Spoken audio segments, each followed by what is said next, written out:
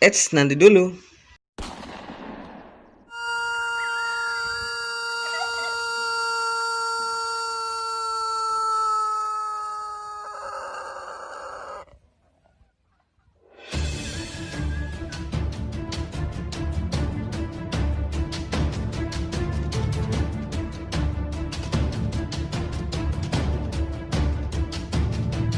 Halo penonton yang budiman, apa kabar dengan Cek Doi yang... sudahlah.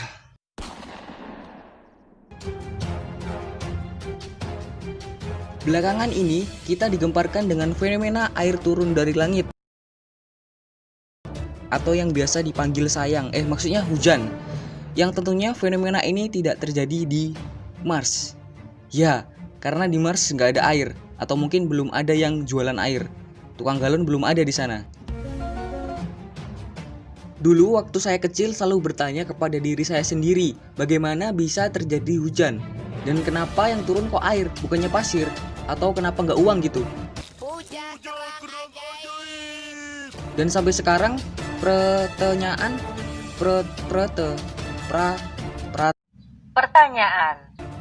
masih saya tanyakan kepada diri saya sendiri.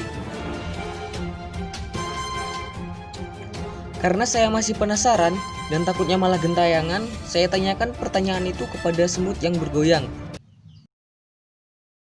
Malah dimanja tuh semut.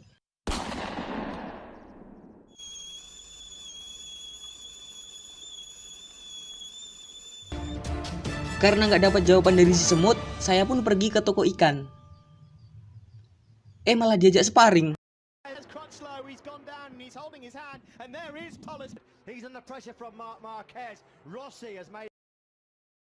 Akhirnya, saya pulang dengan keputusasaan ini. Di tengah perjalanan, saya bertemu seseorang dan dia tahu apa yang membuat saya penasaran. Ku beri satu permintaan.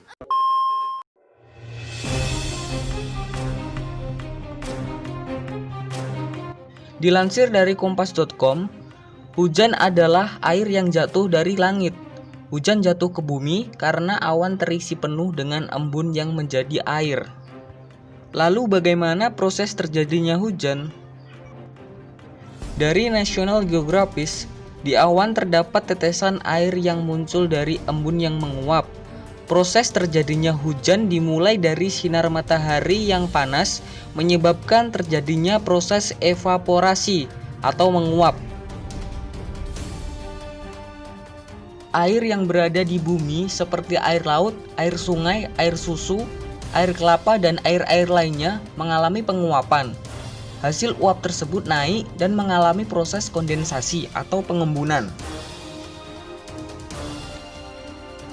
Suhu udara yang semakin tinggi membuat titik-titik embun semakin banyak dan memadat, kemudian akan membentuk awan.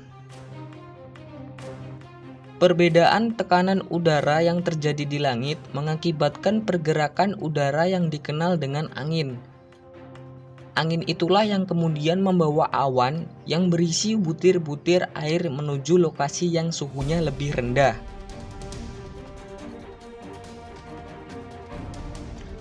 Awan-awan yang mengandung titik embun air tersebut kemudian berkumpul dan membentuk awan besar, sehingga warnanya menjadi kelabu atau lebih gelap.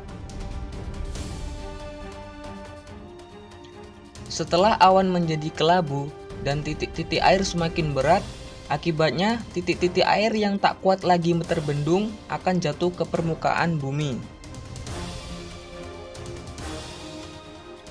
Dan ternyata tidak semua tetesan air hujan itu jatuh menyentuh tanah.